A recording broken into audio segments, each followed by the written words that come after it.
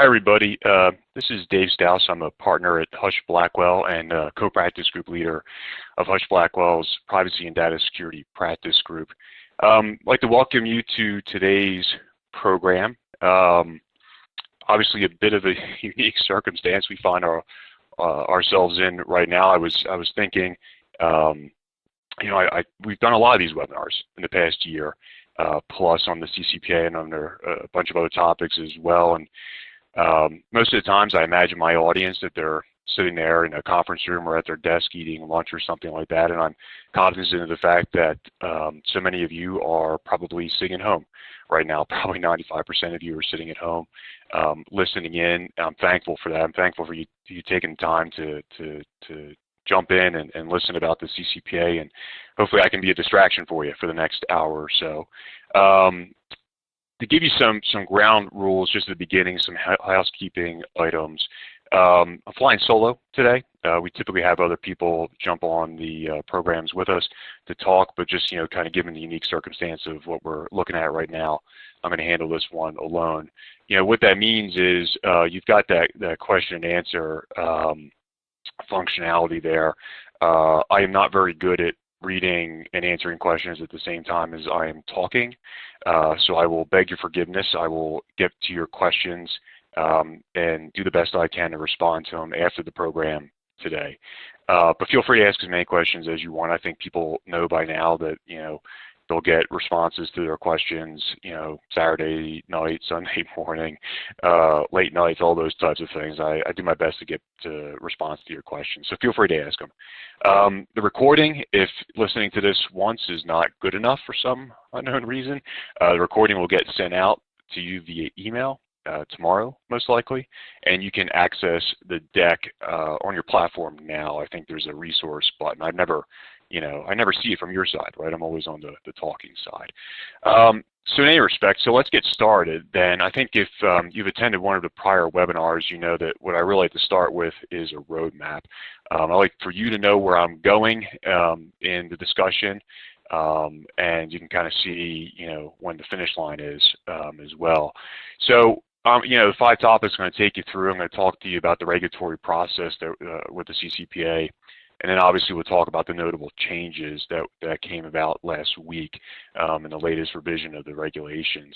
And I want to touch base on a class action that was filed last week briefly and just flag something for you. I think it's important for you to kind of get a feel for what's going on out there and to see how the CCPA class action stuff is evolving. And I've been, number 4 there as well, just getting a lot of questions about what's going on with state privacy legislation. I'll give you my 2 cents on that one, and then we'll obviously jump into takeaways. Okay, so those are the 5 things we're going to set ourselves upon talking about today. And, I've got a shamrock up there. It's St. Patty's Day, so happy St. Patrick's Day to everybody. Overview of the regulatory process. If you attended the last webinar, and we've done a lot of these webinars, if you attended the last one, you saw this slide before. I'm not doing this to be repetitive, but I just want to kind of give everybody who hasn't attended just a feel for what's going on. The first draft of regulations came out back in October.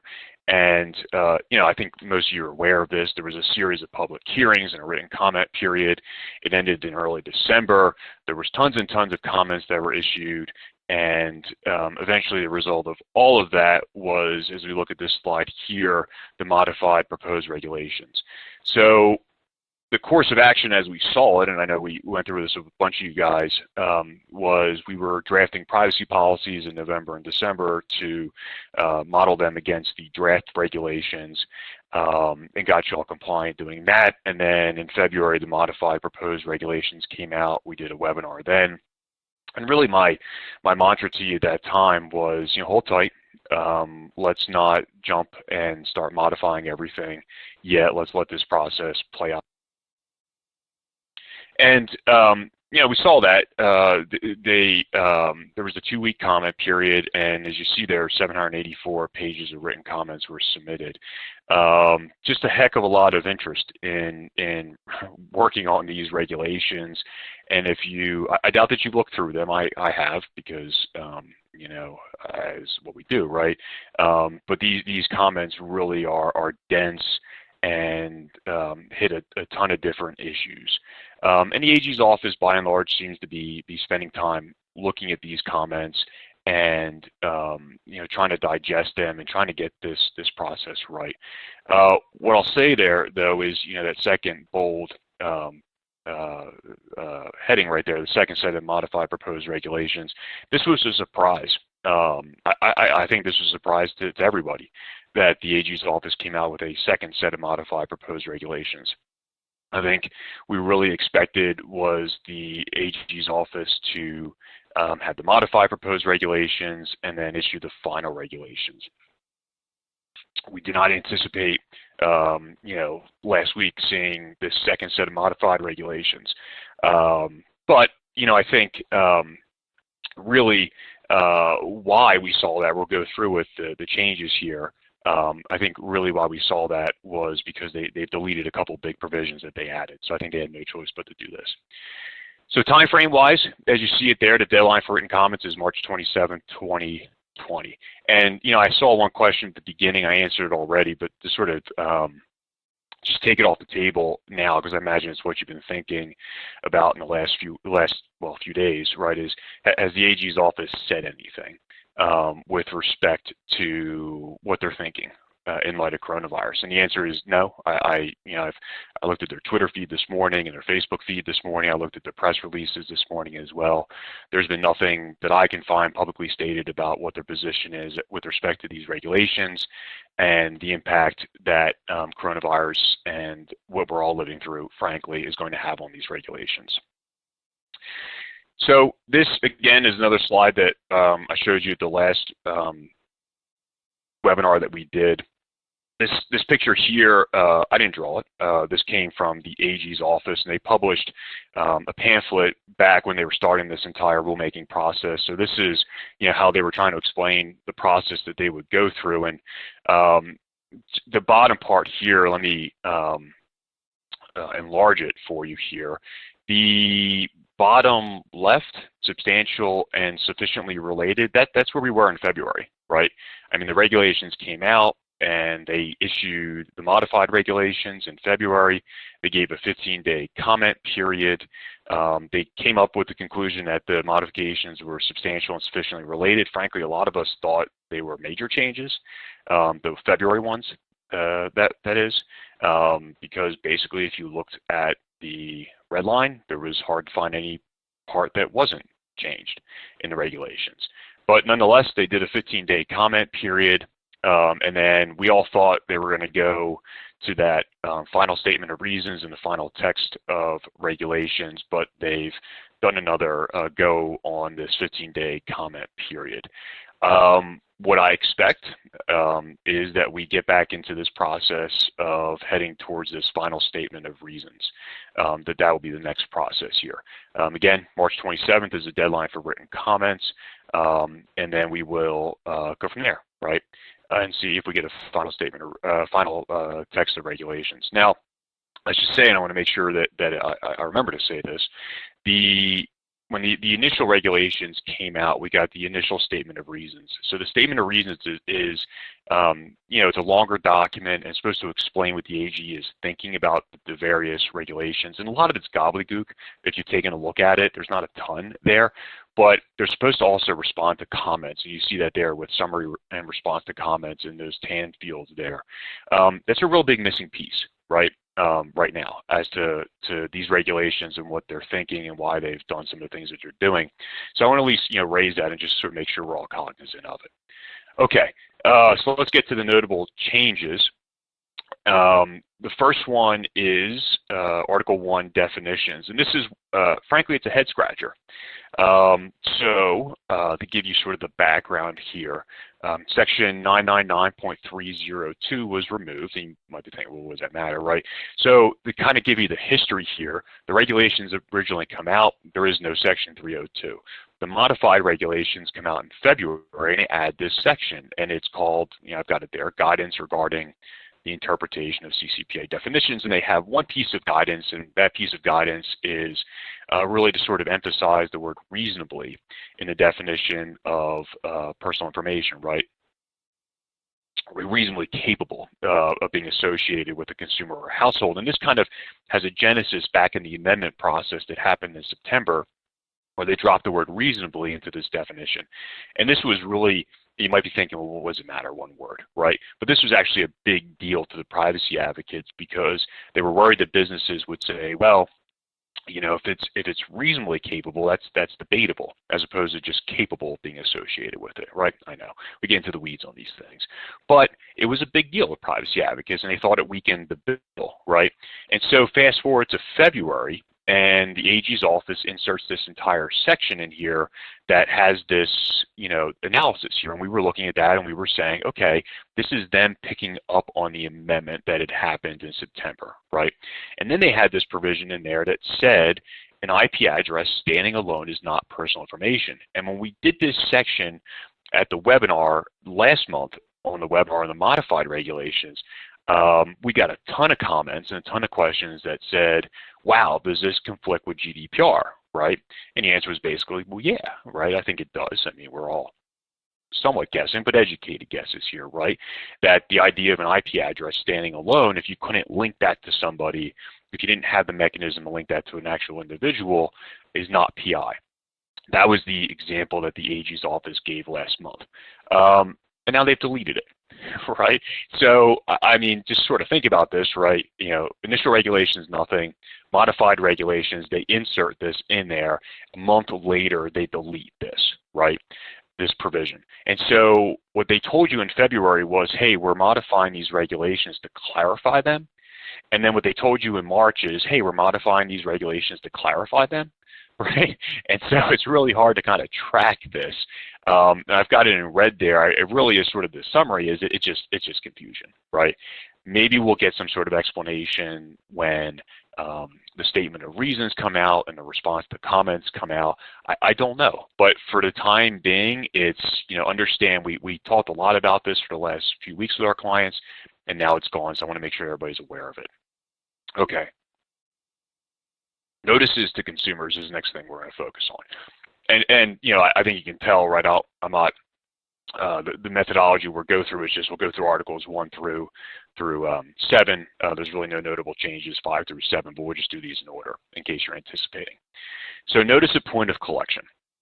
So this change has to do with if you are an entity that does not have direct interaction with the consumer. Right? So, you know, lead gen type situation for financial services, right? You're not the one dealing directly with the consumer. There's another company that is relaying that information to you, right? And so the question becomes, well, how do you provide the notice of point of collection if you are not the direct person interacting with the consumer, right? And so the original regulations had this pretty well figured out. And people looked at it and they thought, hey, we're good here, right? The modified regulations then gunked it all up. Right, with the data, they inserted a data broker reference to it, and it created a lot of confusion about whether or not the business that doesn't have the direct interaction with the consumer, whether that business had a duty to provide a notice of point of collection and how they could do it, right? And in fact, whether they would have to register as a data broker under the separate statute that exists that was enacted in September to be able to facilitate this, right? And it got to the point where I spent actually about 4 to 5 hours for a client running this down and trying to actually get into the weeds of the comments and figure out exactly what it was that the AG's office was trying to do here. My ultimate conclusion was they just got it wrong, right? And they just had forgotten to keep a provision or insert a provision that needed to be inserted into this regulations, and lo and behold, they've now inserted it into these modified regulations. So it is what it is there, right? It's just it's a sentence or two in the modified regulations that says that if you're a business, you're not collecting the personal information directly from a consumer, you don't have to be providing a notice of point of collection unless you're selling the consumer's personal information, right? So some caveats there, but some stuff to work through. But again, this is you know, really intended to address some confusion that was created by the last set of revisions to the regulations. Okay, the employee notice provision. This is another example where they did something last time and now they're walking it back a touch. So what's the genesis of this, right? When the amendment process happened in September, they created this exemption for employees, right? Employee information is by and large not covered by the CCPA, except the carve-out does not extend to providing a notice, right? So we've done this a ton with our clients over the last few months, is you have to provide a notice to your employees about the information that the personal information that you collect about them, and the business or commercial purposes for that collection, okay? The original regulations said nothing about employee notices. And a lot of us thought, well, the AG's office had kind of really tried to run this across the finish line, right? And they didn't give themselves enough time between the time that the amendments were done in September and September 13th, and when they issued the original regulations in October, early October. And we felt like they just didn't bake it in, right? And so when the modified regulations came out, they actually created a section on employee notices, right?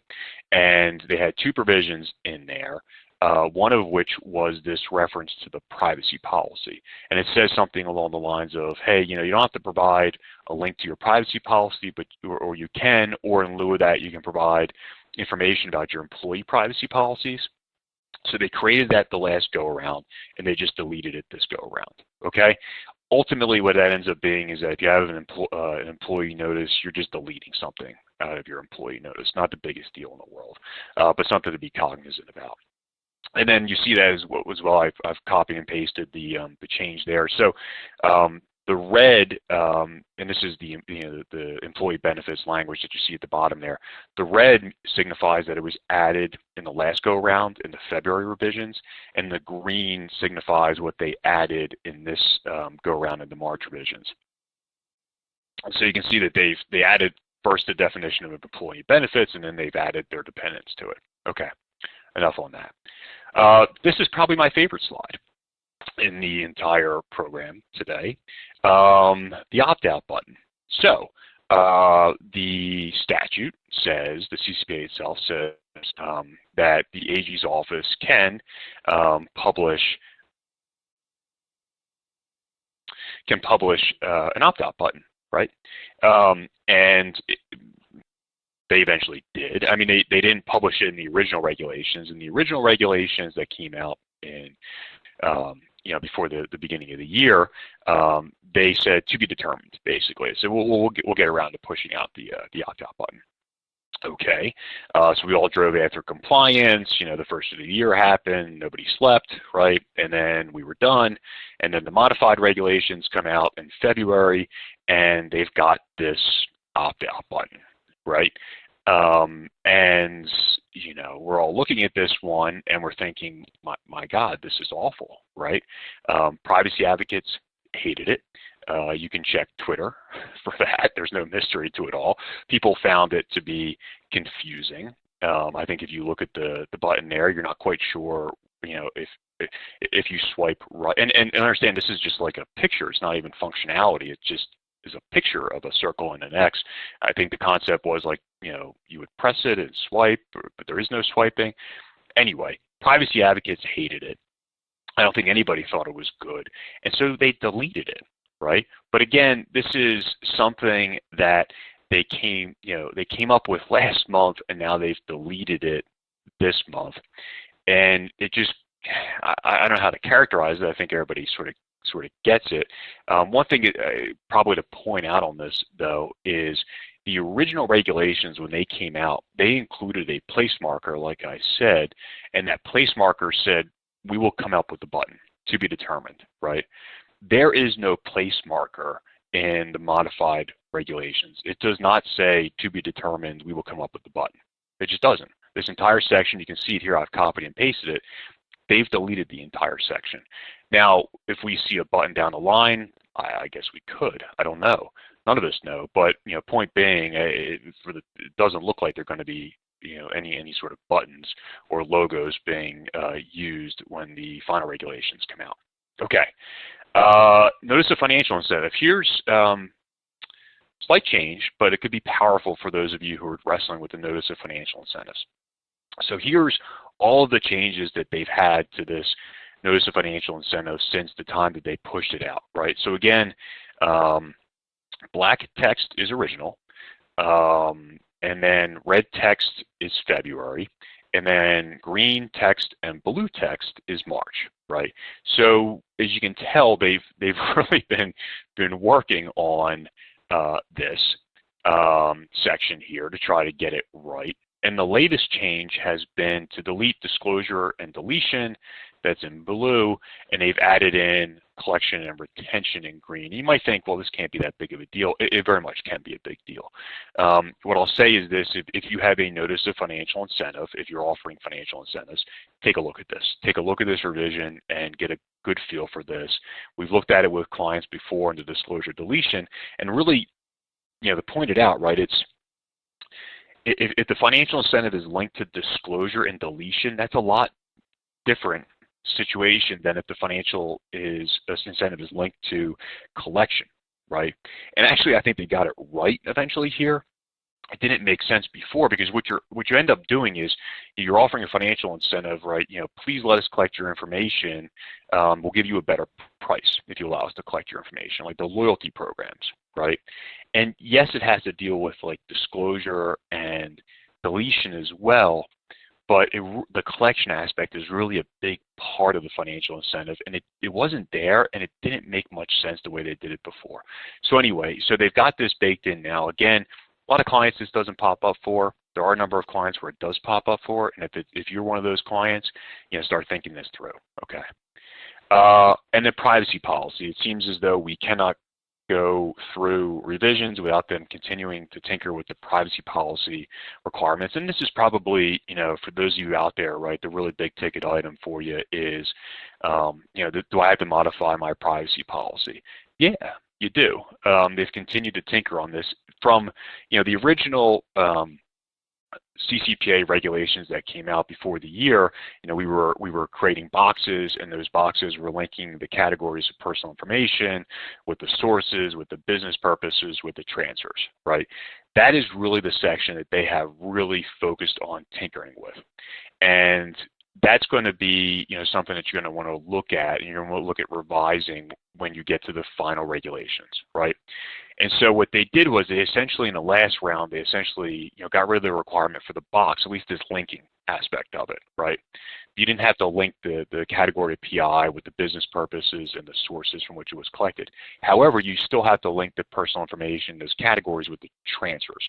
So you're still going to have a box that's just going to be a different box. What they ran into, though, the problem they ran into is when they went in the process of deleting that, they actually didn't have anything that said a privacy policy had to identify the sources, and that the privacy policy had to identify the business and commercial purposes for collecting it, right? It was just an omission. So they backed those two requirements in.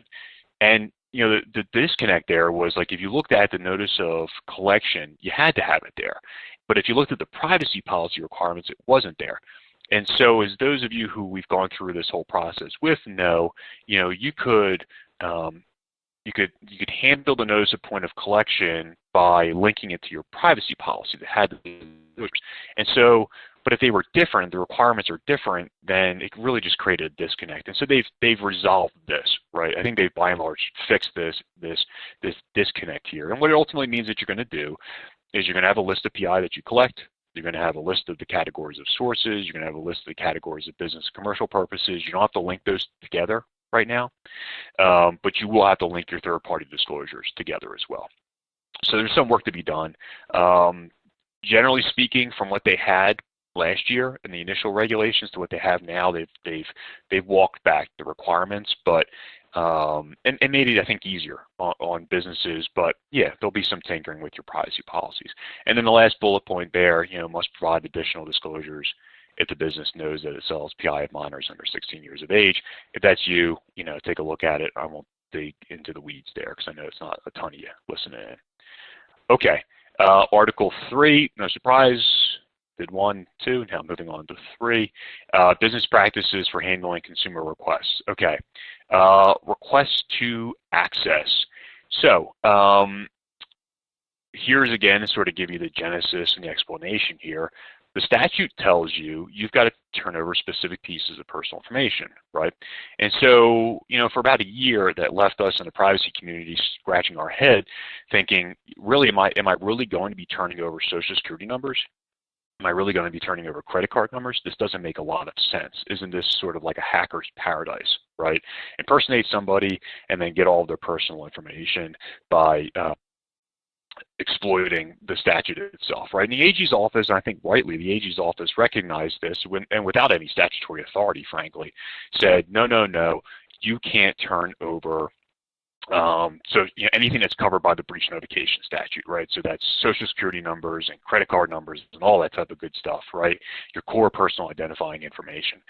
And then, so that was the original regulations. And then in February, they modified that section to incorporate biometric information. And the reason why they incorporated biometric information was because in September, they had actually amended the breach notification statute to include biometric information. Okay? So that's where we stood in February. The change that they've made here is they've said, well, even though we're not going to require you to turn it over, we're going to require you to tell the consumer that you have it, right? So I guess the consumer forgets that they've given it to you, and you got to tell them that they got it, right? That you've got it, right? And so the example they give here, I've got it in quotes, is I guess somewhat helpful. You would essentially say, company, tell me what you have on me, and they would say, well, we have your fingerprint, but we're not going to give you your fingerprint. Right, so that's the concept here. Again, I think the big thing for you to be aware of out there, if you're responding to request to access, don't turn over things that are going to get you in trouble in the breach notification statute. But now you've got a little bit more of a duty to backfill in. I mean, there's nothing in the statute that, frankly, supports this, but it sort of is what it is at this point. Okay, service providers. The last slide in Article 3, and I'll move on to Article 4. So, the CCPA itself, right, it's got this concept of you're the business and you've got other entities that you transfer personal information to. Some of those entities are third parties. Some of those entities are service providers, right? And the basic construct is if it's a third party, you're basically selling PI. If it's a service provider, you're good. Right, and service providers would be like, think like FedEx, right? I mean, somebody orders something from Amazon, and they need to transfer name and address to FedEx to ship the goods, or UPS, right? That kind of construct. But FedEx is not using that information for its own purposes. It's only using that information for Amazon's purposes, right? So that was the basic construct, and the definitions in the statute. You can look at service provider and third party. You can get an understanding about how the information is supposed to be used. The regulations come out before the year, and in October, the initial set of regulations, and they've got a little bit on service providers, and it sort of maintains the course there, right? There's some ambiguities that they're trying to resolve.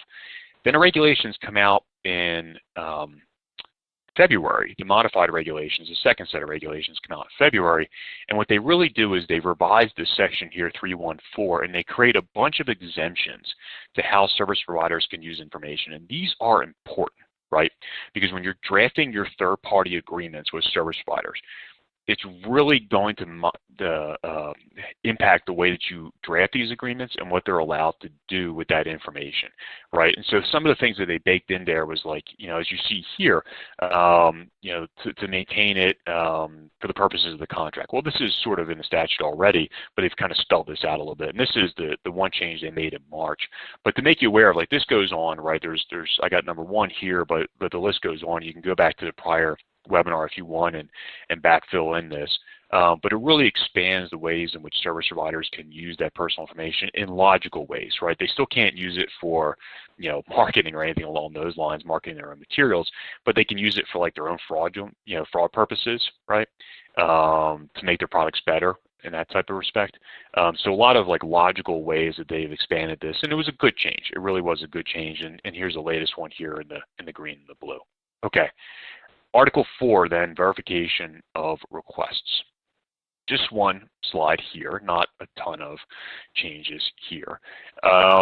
Fees the prior version of the regulations in February told you that you can't charge consumers a fee to verify their identity.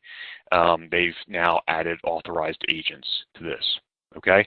So you can't charge an authorized agent a fee to verify their identity. I frankly did not see anyone doing this out in the field, but it is what it is. They've added it in there. And then the other thing as well, authorized agent permission. They made a slight tweak here. Permission must only be signed, not written. If you look at the definition of signed, there is a definition of signed. It refers to e-sign. And so I think that's what they were doing here, is just trying to make sure that they weren't, precluding electronic signatures here. But, we'll get some clarity when the final statement of reasons come out. There might be other reasons as well. So Articles 5, 6, and 7 I will not be discussing. And the reason I won't be discussing them is there's really no substantive changes in Articles 5, 6, and 7. So just to give you maybe a feel for what those articles are, 7 is severability. They've never changed the severability section, and we've never once discussed it in any webinar or in any article that we've written. Article 5 is special rules regarding minors, and just looking it through now, there's just no green or blue in there. Actually, no, that changed that. They changed the word whether to that in that section. Really not worth getting into with you guys. And then, the financial incentive section is Article 6. They call it non-discrimination, but it really comes to be financial incentives. Just a couple minor tweaks there, really in my mind, not really worth getting into beyond what I've talked about already, which is that tweak to the definition that we chatted about. Okay, so let me change gears then, and I'll hit the CCPA class action issue. And I know, the webinar invite talked about, the changes to the regulations, and we really are done, that portion of it. And again, I think the question we've been getting is, is the AG's office going to be doing anything? Are they changing anything in light of coronavirus? I don't know. What I will tell you, though, is if they do, we're going to tell you, right? If you're not already subscribed to our blog, Bite Back, you should be. That's how we keep you updated on all these things. And I'll have a slide at the end. But that really is the biggest question right now. People are asking is anything going to change? No, I just don't know, right? I mean, there's a couple ways that this could go. One, there could just be a push out, hey, we're not going to issue the final regs until later. The other one is business as usual. They just push out the final regs. The effective date becomes the enforcement deadline becomes the enforcement deadline. Or they could do something as well where they roll it all out and they say, we're going to go light on people for the first month. I don't know. It's anyone's guess right now. And until the AG's office says something or anything, we're all just going to be guessing. Okay, so I do want to walk through this class action because I want you to see how this is starting to play out. It's significant, and you got to be aware of it. You really do. So there's been 2 cases that have been filed so far that have caught our attention. One was Salesforce, and that really made a lot of headlines at the beginning. Right, the Salesforce one did, and everybody wrote on it and all those types of things. The breach occurred in 2019, though, right? And they really didn't get into the CCPA provisions of it, just making sort of reference to it. This one here is similar. The Fuentes one is similar. The breach occurs in 2019, and but it gets disclosed, in 2020. There's a little bit more in this complaint here, so I want to kind of piece this together so you guys can see how this is going to happen, right?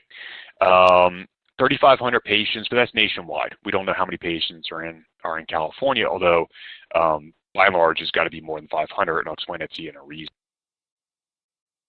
Explain that to you in a second, rather. And so you get the feel for why I'm chatting about this. The statutory damages, third bullet point there, right? You can seek statutory damages if you have a data breach and involves California residents and it's a failure to implement and maintain reasonable security procedures. Then you can be on the hook for statutory damages between $100 and $750 per consumer per incident. This is, and I've talked about it before, right? This is one of those provisions that I think in 5 years time frame, we may be looking at the CCPA and saying this here was the most significant thing that happened in the CCPA, these statutory damages for data breaches.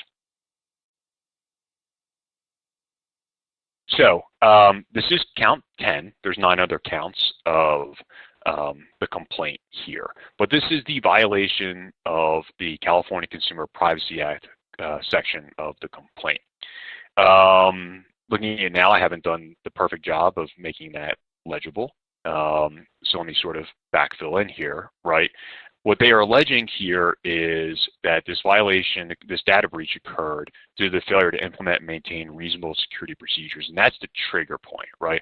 There's a couple of trigger points in the CCPA. It's not just all personal information, it's a subset, it's your core PI, what's covered by the breach notification statute. And then it has to be that you lost this information or was hacked due to the failure to implement and maintain reasonable security procedures, okay? And the second bullet point there is it's significant, right? Because what they go on in the complaint and what they say is, they say, we're only seeking injunctive relief at this point in time. And what they tell you is that they sent a letter to the defendant here, Sunshine, and they told them this 30-day notice letter, which is required by the CCPA. And essentially what the CCPA says is you can't file a lawsuit for statutory damages unless you've given the potential defendant 30 days advance notice and given them the opportunity to cure, right? And so you're probably sitting there thinking like, well, how can you cure a data breach? Well, I don't know, right? There's some wiggle room. I think you could, argue that, well, you can't cure a data breach, but you can cure the information security vulnerability. And I think that's going to get litigated in the courts, right? Like, Harry was responsible for this breach and we fired Harry, maybe that's a cure. It remains to be seen. But what they tell you, and this is kind of ingenious in how they went about, getting first to the finish line of filing this lawsuit is, since that 30-day cure notice in the statute, if you look at it, it doesn't attach to the injunctive relief aspect of it. They've sued under the CCPA for injunctive relief, and they've said, and it's in, in paragraph 213 there, right? You can see it says plaintiff seeks injunctive relief if defendant fails to respond to plaintiff's notice letter or agree to rectify the violations. They will add a claim for statutory damages, right? So what does this allow them to do? It allows them to file first, beat out all the other plaintiff's lawyers to the filing, get the class action started, and then they can backfill with the amended complaint later. Now there's a disconnect here, right? The disconnect is the breach happens in 2019. It didn't happen in 2020. So whether they can even sue under the CCPA remains to be seen. I think the argument is they shouldn't, right, for a breach to happen in 2019. Actually, this one even goes back further in the disclosure. It goes back to 2017. So anyway, so you see what's happening here, and what you can imagine in the future, right, is that all of this sort of, is going to get baked in, and eventually the breaches are going to be 2020, and the statutory damages you're going to be on the hook for if you get a data breach. So let me walk you through now. I'm going to sort of explain how this is going to happen, right? This is obviously, you can see it's the California Attorney General's website, right? And this is a screenshot. You can go there, right? It's a screenshot from the AG's office. So under the California Data Breach Notification Statute, you have a duty to rat on yourself, right? If you have a breach, and that breach involves more than 500 California residents, and it says it right there in paragraph 2, you've got a duty to tell the AG's office, okay? So that's okay. You think, okay, I got to tell the AG's office. That's not the biggest deal in the world, right? You go on there, you submit your data security breach, and what you have to do is you have to basically, submit your a sample of your notification letter. If you've been through a breach, you know that you're writing letters to people, or if you've been the recipient of the letter, you get these letters saying like your privacy matters to us, and you're free credit monitoring, all that type of stuff, right? So anyway, so you've got to go on. You got 500 or more residents that are part of your breach. You got to go on, submit your notification letter, all good, right? Except for the fact that the AG's office has a searchable database for reportable breaches, right? And so you go into the bottom there, you type in an organization's name, or heck, if you don't even know who's been breached, you just type in the date range of the breach, right? They're making it pretty easy, right? So you just type in January 1st, 2020, and then it tells you everybody who's been breached, right? I mean, you're connecting the dots. This is a plaintiff's lawyer's dream, right? So for this one, this is the defendant here, and I've just entered Sunshine in the organization's name there, and there you go. There's the breach. The date of the breach, they told you it's March 2017. They reported it in 2020. Notwithstanding that, they got themselves a class action lawsuit filed against them that alleges violations of the CCPA. Okay? And if I click on that there, the organization's name, I can navigate myself to the letter. This is a de-identified letter, but this would have been, where obviously where first name is, And last name is, that would be the names of the people who are getting notice, right? So this is like, and you can go to the complaint that was filed and you can just connect the dots. This becomes paragraphs in the complaint, right? Really then, if you're a plaintiff's attorney, you've got the notices right there. I mean, you're just searching a database, right? And you've got the facts there because they've told you in the letter that the facts are there. And you know it's more than 500 California residents, because if it wasn't 500 California residents, then it wouldn't be filed, right? Because that's the threshold. So it's basically like, you know, at least 500 times $100, the statutory damages, but it's also 500 times the potential of $750, right? And so that's why you're going to see a lot of lawsuits. Only what you need, right, the missing piece here is a plaintiff. But they got that covered, right? And this is just a screen grab. There's lots of these out there. This is just a screen grab of, you know, a website right now, a law firm website that, excuse me, is just seeking plaintiffs. And here, when you go to this website, they actually have a pop-up that comes up and says, hey, were you the victim of this data breach here? If so, contact us, right? We want to talk to you. Try to find their plaintiffs. Interestingly enough, that plaintiff in the case I was just showing you, Sunshine, he's a Pennsylvania resident. He's not even a California resident. They sued, they asked for a national class action, and they also asked for a California class. You know, trying to have a PA resident be represent a California class is not going to float in the with court basis for a motion. But you know, once it's out there, they can try to backfill and add other class representatives, right? Okay, so anyway, I want to sort of connect these dots for you so I see how crazy this is going to get, frankly, right? This is the statutory provision that I was showing you, talking about before. I just want to make sure you have this in your slide deck so you can reference it. What I've emphasized here is it's as a result of the business's failure, violation of the duty to implement and maintain reasonable security procedures and practices. And you're going to say to me, okay, Dave, and you're going to send me, you're probably writing the questions right now, and you're saying, well, what does constitute reasonable security procedures and practices, right? I'm going to tell you that there's nothing in the statute that's going to tell you. There's no benchmark that I can say this is it, and if you do this, you're fine. Now, there was a report in 2016 by the California Attorney General's office. It was not this Attorney General, it was Kamala Harris, who's now Senator Harris. When she was AG of California, they published a report, and they said that the minimum standard was the CIS-20 controls, right? But that was 4 years ago, right? What I will say is this, and if I haven't sort of impressed upon you enough on this and how this is going to play out, is if you think about this in litigation, right, and you think, listen, breaches are inevitable, right? Breaches are, people just make mistakes, right? And I mean, you can have the whole, like, you know, foreign hacker getting into your system. Yeah, it's going to happen. It happens, and we deal with those instances as well. But, like, you're just going to have mistakes. You know, the spreadsheet's going to go to the wrong email address, or someone's going to do something, and you're going to say, God, I just, you know, and the person's going to feel awful about it, but mistakes happen, right? If you get into litigation, what you need to be thinking about is, if you're in litigation, are you going to be able to arm your defense counsel with evidence to prove that you actually did have reasonable security procedures and practices in place, right? Can you prove that in court? Can you turn over evidence? If the discovery request comes in and it says, demonstrate everything you've done, and your answer is, we're still looking, right? You're going to be, it's a problem, right? So what you want to be thinking about is not only drafting your privacy policies, but drafting things like written information security programs, right, and plans, and access controls, and all these other information security controls that your technical people can work with the lawyers who understand this to get this buttoned up. Because as you see, between $100 and $750 per consumer per incident, the way you get to that, right, the next section here, which I don't have, is it says the judge gets to look at the totality of the factors and decide between, you know, where the number should fall in there, right? And also, if you're a plaintiff's lawyer and you think, well, you know, I basically need to prove negligence, but hey, this company, they really did a lot, right? I'm probably going to settle this case for lesser rather than greater, right?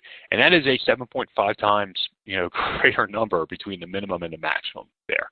So anyway, I've harped on this enough. I think what you see is that as you connect these dots, this is going to become ridiculously easy, to bring these lawsuits. It just really is. And if you don't think that there's plaintiffs' lawyers checking that website every morning and trying to find who's been breached and find a plaintiff to file a suit, we all know that's happening. We all know it's happening, especially now that we're all at home, right? Of course that's happening. Okay, so let me go on. I've got 2 more sections left. I beat that last section to a pulp, so you're ready for me to move on. Update on proposed state privacy legislation. So if you've been following the blog, you know this already. The Washington Privacy Act failed. It failed last week. We were monitoring this like crazy. We were watching the legislative proceedings. We were doing all these things. Essentially what happened is a version came out of the Senate, nearly unanimous. There was only one person against it. And that version came out of the Senate, and it was being enforceable by the Attorney General's office, the State Attorney General's office. It went to the House, and it went to the House ITED Committee, which is the one considering it, and the ITED Committee added a private right of action. The essential argument was it's unenforceable, right? Attorney General enforcement is not real enforcement. And in fact, the Attorney General's office showed up and said we can't enforce the statute if you pass it. So the Senate passed its version, the House passed its version, right? And there was facial rec was in play as well. Don't send me questions and answers. I know facial rec was in play as well. And a version of that passed, by the way, facial recognition, but it's got a more limited scope to state agencies. And anyway, I'll get down a rabbit hole. But the Washington Privacy Act, to get back to that, the Washington Privacy Act, competing versions passed. And after the House passed its version, it went to the Senate and it said, you Senate, please agree to our changes. And the Senate said, no, please recede your changes. And the House said, no. And they asked for a conference committee. And, 2 days before the end of the legislative session, and the legislative session ended on March 12th, 2 days before they went to conference committee, and ultimately they could not find a compromise position, and it failed. And Senator Carlisle, Reuven Carlisle out in Washington, who's really been a proponent, published a statement. If you want to read it, it's all up on our blog, the Bite Back Law blog. But point being is, for the second year in a row, the Washington Privacy Act is not going to pass. It failed. So other states, if you attended our webinar back in, gosh, what was it, February, we kind of listed the list of other states that are considering privacy legislation, that have had it proposed. Here's a list of states here. This is, and to put a finer point on it, this is consumer privacy legislation. This is not having to deal with like state agency legislation. This is the ones that would impact you guys, right? There's other states floating around like Tennessee and stuff that have bills. So, we're aware of those, but this is really like the ones that are impacting our client base, okay? What's the takeaway from this one is I don't think we're seeing anything this year. Washington had such momentum behind it, and it failed. And, given where we're at right now with the shutdown of the country, right, in light of COVID, it's hard to imagine, anything passing. There's been some, Virginia and Florida are dead. Virginia died pretty quickly. Florida, I think, was a couple days ago. They pulled it from consideration. Some legislatures are closed already, like Utah. They basically proposed legislation, and then Utah closed a day or two afterwards. We see that sometimes. I mean, people are proposing legislation just so that they can talk about it in between sessions. The other bills, I looked at everything this morning. There's no movement on all the other bills. Listen, it's not to say that something can't happen, right? I mean, what do I know? I'm not sitting in the state legislatures of all these different states. But at the end of the day, it's just not looking like we're going to get another privacy bill this year. I mean, our legislature's even going to be meeting pretty soon, and if they are, they've got bigger fish to fry. Let's just be honest. So takeaways. So let me give you 3 takeaways, and then I'll give you the last slides. So here's my thought process, right, on where we sort of stand and where we're going. And number one there is I think it is, and we've driven tons of clients after compliance, right? If you haven't started yet, I do think it's time. You shouldn't delay any further. If you don't have your privacy policy drafted, if you haven't gone through data inventory, like, we're getting sort of towards the end, right? We got to get this across the finish line. And I have that pending any delay in enforcement. Again, I've talked about that a couple times. I won't mention it again. For the rest of us, right, who we've driven after compliance. And like in February, my mantra was like, hey, let's hold off, let's wait, right? My hope had been that we would have had final regs last week, and we would start working now on revising your privacy policies and revising everything, right? But now we've got this hiccup, and this hiccup is we've got modified regulations now, and so the time frame, March 27th is the comment period deadline, and so the time frame is even shorter now between when the final regulations will get issued and the July enforcement deadline hits, subject to any extension, right? That's getting pretty tight. It really is. And so my thought process now is to start thinking about this. The modifications that just came out were minor, and they deleted some things, but you can tell that was not an hour and a half presentation on the modifications. That was a 15-minute presentation on the modifications. So I think in light of all of this and not wanting to get yourself in a bad situation where you're trying to drive after changes at the last minute, think about it, right? I think it's time to start thinking about it. I have a very practical approach, I think, on all these things, but that's where my gut is right now is if the final regs don't come out until April, and then you've got May and June, 2.5 months to 2.5 months to try to get it done, subject to any extension, obviously. I just think it's going to create headaches, right? And then number 3 there is headaches, right? This coronavirus is creating tons of headaches, but I think it creates an opportunity as well, like to the extent that this gives you downtime to do things, because honestly, a lot of things are getting put on hold now, right? A lot of deals are getting put on hold and all that type of stuff. And if this gives you an opportunity to drive after something that's a larger project, and privacy tends to be a larger project, and to map those out, this could be an opportunity. If your deals are getting put on hold, if all these things that you're working on a regular basis are getting put on hold, this creates maybe a unique opportunity to start doing some of the heavy lifting on the privacy, your data inventory process. You're capturing all the third-party transfers that you're doing, which can be a monumental task, and doing those types of things, right? So, it's sort of like making lemonade out of lemons type of situation. Okay, so let me just get to the back end stuff then, and then we'll be done. I always have a slide on this one. I call it my shameless plug portion of the webinar. If you're not subscribed to our blog, you should be. Like I said, if there's any extensions, any rumblings, any news from the AG's office about what they're going to do here, you'll see it on our blog for sure. We write on this thing pretty quickly and get the information out. So if you want to track this, I suggest jump on. You can go to the blog, and there tends to be a question at the end as well about whether you want to subscribe, and you just put your email address in there.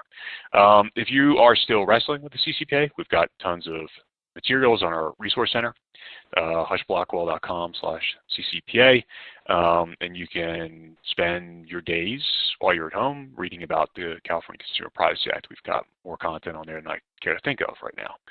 And then we've done a lot of webinars, and we started this back, looks like the first webinar we did on this one was almost a year ago, March 19th, and we've done a lot since then.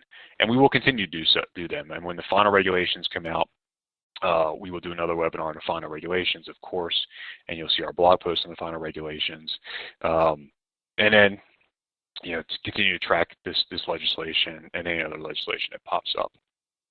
Okay, that's it for now. I see there's questions. Again, I will circle back and I'll answer those questions via email. On behalf of myself and the practice group here at Husch Blackwell, I'd like to thank you for attending, especially under the circumstances, and we really do hope to speak to you soon. Thanks, everyone.